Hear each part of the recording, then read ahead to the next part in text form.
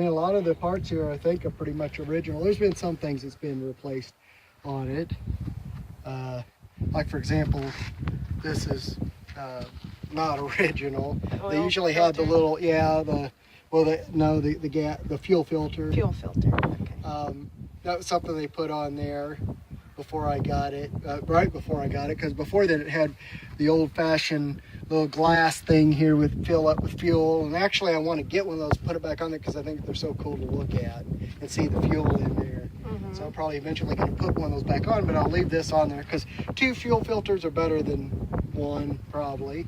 You know, whatever the first one doesn't get, maybe the second one will get. I don't think these are original. I don't think this is originally the color of this specific tractor. I think whenever it rolled off the assembly line, I think it was gray and the engine was green.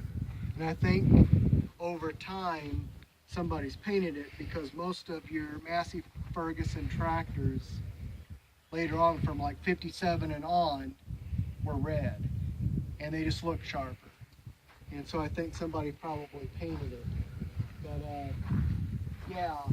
unless I want to restore it back to its condition when it come off the assembly line, probably just leave it like this. You know, leave it just the color it is. There's nothing wrong with red. So tell me what you know about this tractor. Well, let me tell you the history. Actually, before a month ago, I was looking for like a Ford 8N. I was thinking that'd be a great tractor to have.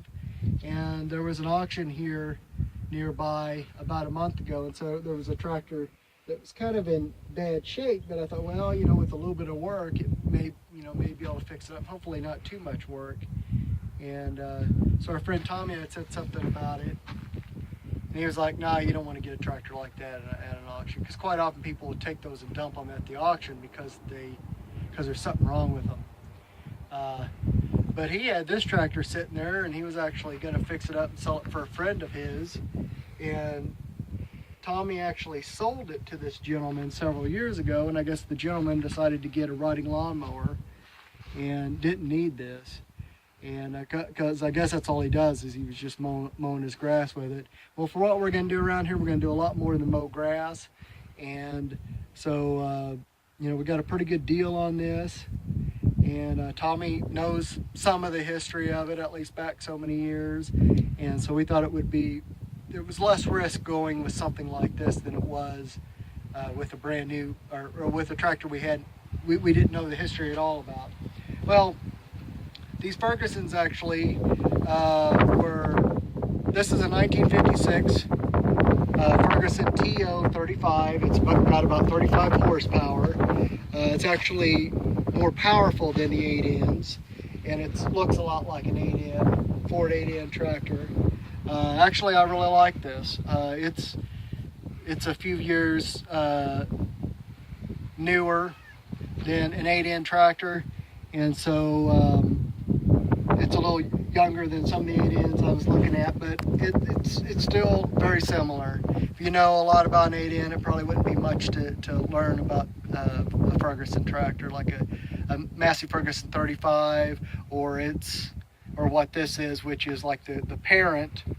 You know, it was a few years younger, or a few years older, than the Massey Ferguson 35s. I don't know a lot about these tractors. I'm learning a little bit about them. I bought some of the books, like the part books, the owner manual, stuff like that, because eventually, I hope I never have to tear into it. But if you own a tractor, you're eventually going to have to replace things. You're going to have to diagnose things. You're going to have to troubleshoot things, and so you might as well be a little bit aggressive on that and proactive on it, and pick up some of the manuals, pick up some of the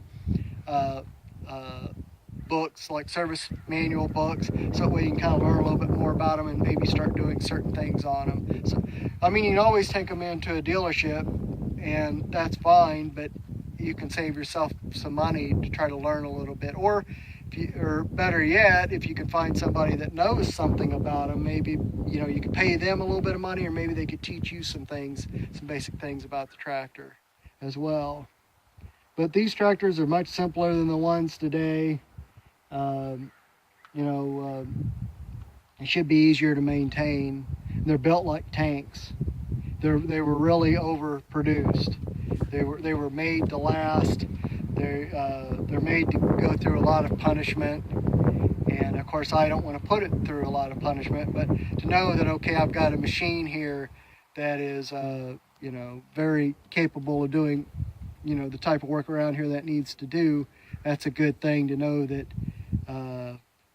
that you could possibly make a few mistakes here and there, and the tractor's strong enough to compensate for some things. Also, you got to learn to respect these things. As I've read more and more about them, notice that this does not have like a roll bar, a bar that comes up over the seat. Mm-hmm. And tractors back then, it wasn't necessary to have them, but there's been thousands of people that have died over the last, you know, 50 to 100 years from them hooking up something wrong and the tractor flipping on them because of just the strength of the tractor. And so you've got to learn to respect the machine, and so I'm trying to respect it because I definitely don't want to be part of those statistics one of these days. Yeah. Okay, good. Well, we look forward to making some more videos of you using the tractor and showing all its uses. All right, thank you. All right, bye.